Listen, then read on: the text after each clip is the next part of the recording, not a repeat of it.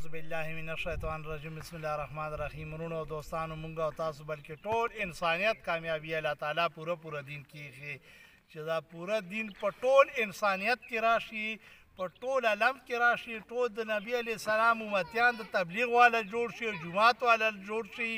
بس دغه د درد او غم او فکر او خواریه مونږ تاسو باندې الله تعالی لوی فضل او کرم کړی، دا کلمه یې را نصیب کړی چې لا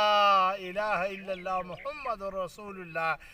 نو سبا به چې کوم دی که نه لوړ کې په تبلیغ مرکز کې به د 5 بجو نه واخله د 8 بجو پورې شبي جمعې 2 بیانونه، یو مازدیګر مانځه پسې یو ماښام مانځه پسې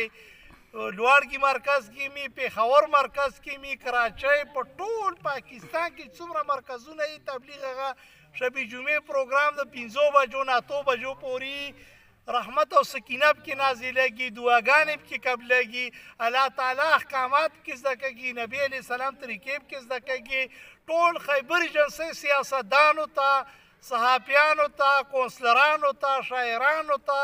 هر مکاتبه فکر خلکو ته اپیل کړم چې سبا د زیارت په ورځ باندې 5 بجې به چې کوم دی لوړ کې تبلیغ مرکز له راشئ چې الله تعالی احکامات او نبي علیه السلام طریقې زمونږ او تاسو په ژوند کې راشي، نو مونږ او تاسو به کامیاب شو. اخیري په دغه شعر باندې به خبره خلاصه کړم چې